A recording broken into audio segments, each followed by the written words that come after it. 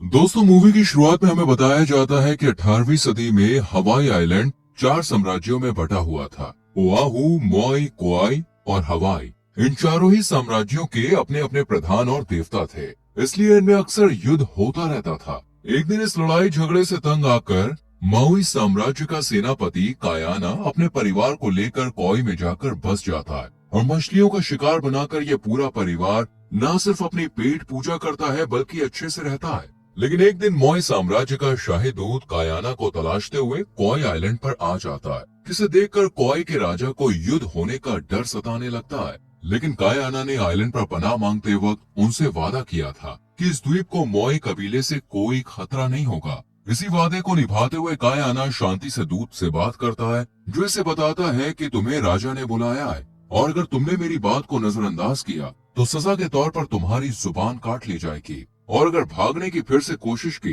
तो इस बार माफी नहीं बल्कि मौत मिलेगी। ये सुनकर कायाना अपने दोनों भाई नमाके और नाही से बात करता है और यहाँ पर हमें पता चलता है कि कायाना की वाइफ कुपोही की बहन हेके की शादी नाही से हुई है। परिवार को समझा बुझाने के बाद अगले दिन कायाना अपने कुछ करीबियों को लेकर राजा काहेकली से मिलने मोई द्वीप पर चला जाता है। जैसे ही सिपाही कायाना को देखते हैं तो उसे भगोड़ा मानकर उसका स्वागत हमला करके करते हैं, जबकि एक भाला चलाने वाला पहलवान कायाना से कहता है कि अगर तुमने मुझे हरा दिया तभी तुम राजा काहेकली से मिल सकते हो, जो कि इम्पॉसिबल था क्योंकि आज तक कोई भी इस पहलवान के भालों से नहीं बच पाया था। लेकिन कायाना न सिर्फ इसका चैलेंज एक्सेप्ट करता है बल्कि पूरी हिम्मत से इसका सामना कर इसे हार का स्वाद भी चखा देता है। ये देखकर काहेकली कायाना से खुश होकर खुद इसके पास आता है और उसे वापस द्वीप पर अपना सेनापति का ओहदा संभालने को कहता है। लेकिन कायाना दबी आवाज में उसे मना कर देता है, जिस पर राजा काहेकली कहता है कि तुम्हारे पिता यानी मेरे चचेरे भाई ने अपनी आखिरी सांस तक मोई की सेवा की थी, वही हिम्मत तुम्हारे अंदर भी है, पर अफसोस तुमने हमारा साथ छोड़ दिया। मीटिंग के दौरान कायाना उसे यहाँ बुलाने की वजह पूछता है, जिस पर राजा का खास आदमी बताता है कि पड़ोसी कबीला ओआहू का राजा हम पर हमला करने की साजिश रच रहा है। उसके पास दुगनी सेना है जो मोई का नामो निशान मिटा देगी। इस पर नमाके बड़ी हैरानी से पूछता है कि ओआहू साम्राज्य क्यों हमला करेगा, क्योंकि वो तो काहेकली के साथ हमेशा वफादार रहा है। ये सुनकर राजा का बेटा कुपुले रिवील करता है कि राजा को उसके पुरोहित ने मोई साम्राज्य के खिलाफ भड़का दिया है, इसलिए वो अब हम पर हमला करना चाहता है। ये सब सुनने के बाद भी कायाना इनका साथ देने से मना कर देता है, क्योंकि ये लड़ाई झगड़े में नहीं फंसना चाहता था। लेकिन राजा काहेकली से आज रात यहीं गुजारने और दोबारा साम्राज्य की सुरक्षा के बारे में सोचने को कहता है। कायाना अपनी फैमिली से सलाह मशवरा करता है और परिवार राजा की बात मानने को कहता है, क्योंकि अगर इन्होंने राजा की बात नहीं मानी तो वो इन्हें मार भी सकता था। लेकिन कायाना अपने फैसले पर अटल होकर कहता है कि मैं उस भटके राजा का साथ नहीं दूंगा, वो कई मासूमों की जान का कातिल है। अगली सुबह जैसे ही कायाना नींद से जागता है तो इसके सामने काहेकली खड़ा होता है, जो कायाना को जंगल के बीचों बीच उस जगह पर लेकर जाता है जहाँ आज भी कायाना के पिता की हड्डियां मौजूद थी, जिनका अपमान ओहुआ साम्राज्य ने किया था। ये देखकर कायाना की आंखें नम हो जाती है। काहेकली से बताता है कि तुम वही शख्स हो जिसकी भविष्यवाणी की गई थी। एक तारा एक महान राजा के उदय का संकेत बताया गया था और तुम्हारा जन्म भी उसी खास तारे की रोशनी के बीच हुआ था। तुम ही वो राजा हो जो चारों साम्राज्यों को फिर से एक साथ एकजुट कर सकता है। ये सब सुनकर कायाना भी सोच में पड़ जाता है और अपने भाइयों के साथ मिलकर रात को अपने पिता की हड्डियों का अंतिम संस्कार कर देता है और कसम खाता है कि वो अपने पिता की बेइज्जती का बदला ओआहू के पुरोहित और पूरे साम्राज्य से लेकर रहेगा। इसके लिए कायाना ने एक सॉलिड प्लान तैयार किया था, जिसमें काहेकली को समुद्र के किनारे अपनी सेना लेकर जानी होगी, जिससे घबराकर ओआहू की सेना भी फौरन समुद्र के पास आ जाएगी और मौका देकर कायाना पूर्वी गढ़ पर हमला कर पुरोहित को अपने कब्जे में कर लेगा। साथ ही मंदिर के कब्जे की बात सुनकर ओआहू का धार्मिक राजा खुद सरेंडर कर देगा, क्योंकि उसके लिए मंदिर की अहमियत बहुत है। ये प्लान काहेकली को बहुत पसंद आता है और इसी प्लान पर वर्क करते हुए मोई की सेना पूर्वी गढ़ पर हमला कर ओआहू की सेना को भी वहां आने पर मजबूर कर देती है और चंद सेकंड में युद्ध एक भयानक रूप ले लेता है,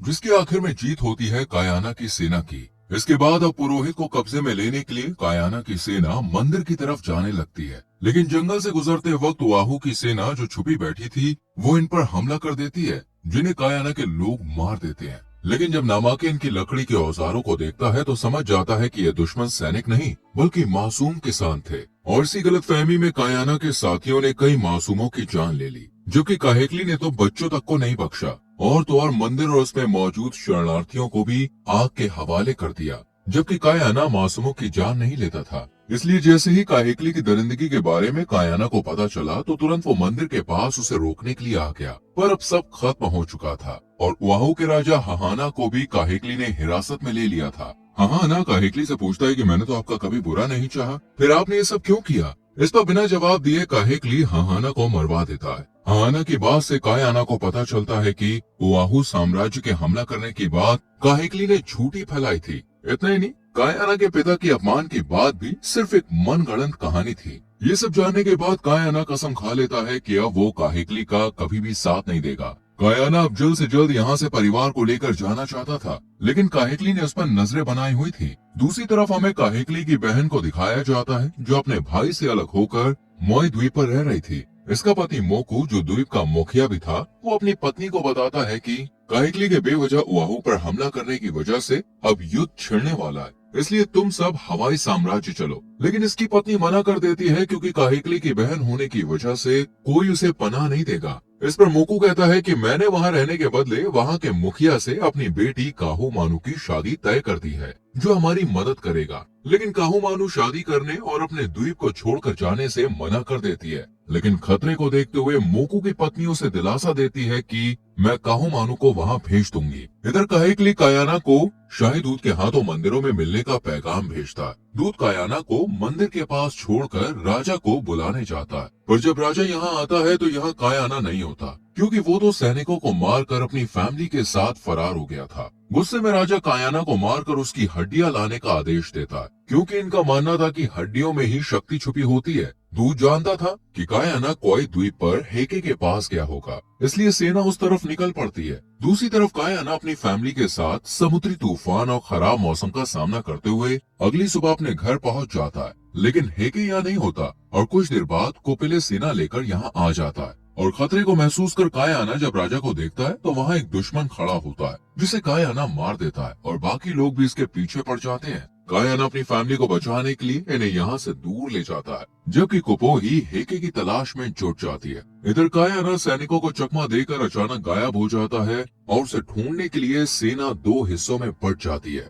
इसी बीच हम ब्रिटिशर से भरे एक जहाज को मोई आइलैंड पर उतरते हुए देखते हैं। दरअसल लंबे समय से समुद्री तूफान में फंसे रहने के कारण इनका सारा खाना खत्म हो गया था और अब इन्हें एक सेफ ठिकाना चाहिए था ताकि भूख को शांत करने के लिए कुछ खा सके।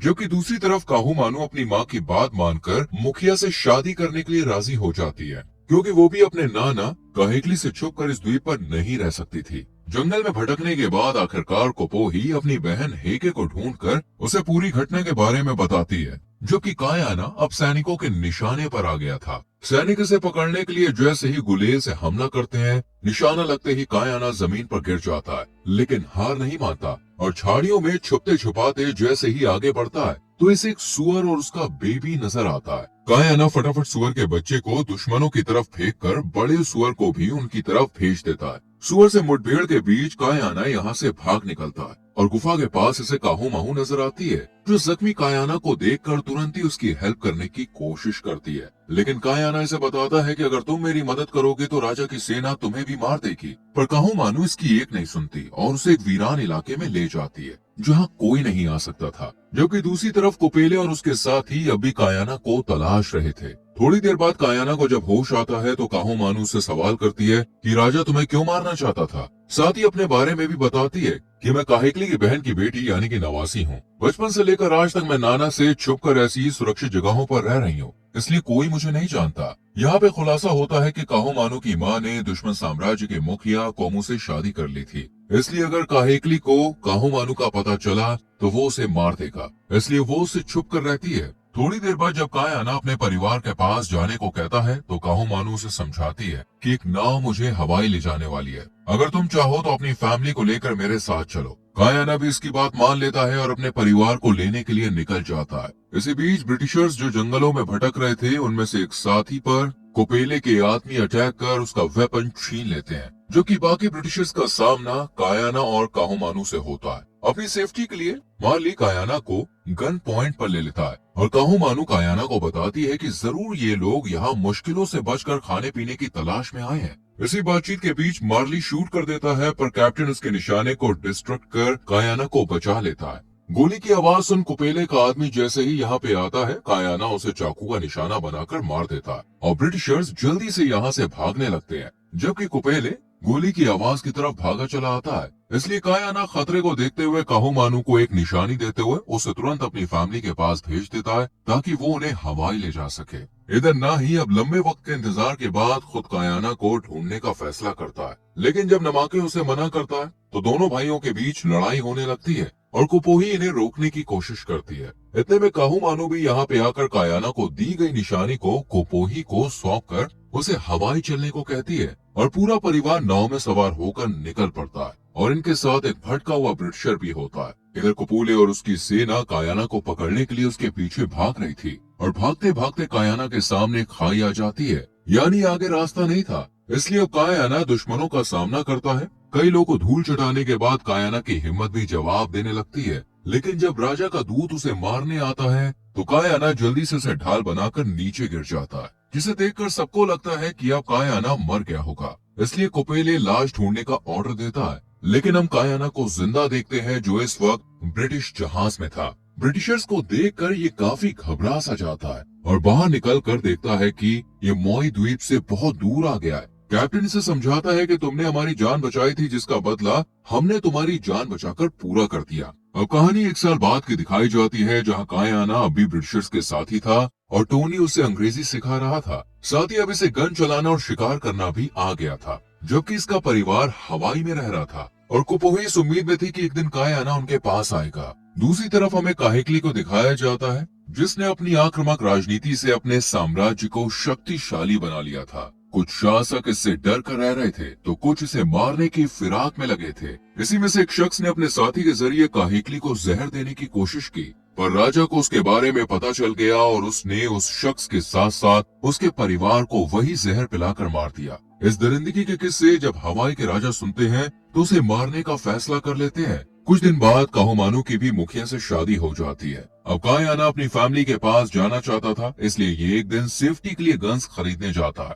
लेकिन दुकानदार इसे सारी गन्स देने से मना कर देता है। पर एक औरत उसकी बहादुरी देखकर कायाना को अपने साथ ले जाती है और पूछती है, मोई का मुखिया यहाँ पर क्या कर रहा है? ये सुनकर कायाना हैरान रह जाता है। वही कायाना से कहती है कि मैं तुम्हें गन्स दिला सकती हूँ, बस मुझे कैप्टन से मिलवा दो। कायाना भी ऐसा ही करता है और वाई कैप्टन से कहती है कि हम हवाई द्वीपों में मौजूद चंदन की लकड़ी का व्यापार कर अमीर हो सकते हैं। ये सुनकर कैप्टन भी उसके साथ काम करने को राजी हो जाता है, लेकिन कायाना इस प्लान का हिस्सा नहीं बनता, क्योंकि वो नहीं चाहता था कि गोरे लोग उसके द्वीप पर जाएं। कायाना को मनाने के लिए वाई से लेकर गुलामों की बस्ती में जाती है और बताती है कि इन लोगों को स्पेनिश ने लूट कर गुलाम बना दिया है और वह हवाई द्वीप का भी यही हाल करेंगे। इसलिए बेहतर है कारोबार करके तुम अपने साथियों के हाथों में हथियार थमाकर उनको मजबूत बना सकते हो। इसके लिए अब कायाना भी मान जाता है, जबकि मार्ली कैप्टन से मिलकर उसे द्वीपों के बारे में बता देता है और अपने कैप्टन को तवाइफ जाल में फंसा देता है। लेकिन क्यों? इस सवाल का जवाब ढूंढने के लिए टोनी जब मार्ली के कमरे में जाकर देखता है तो वहाँ हवाई के द्वीपों का नक्शा होता है। ये देखकर टोनी मार्ली पर गन तान देता है और फिर दोनों में फाइट हो जाती है और इसी के साथ तीनों एपिसोड की सीरीज यहीं पर खत्म हो जाती है।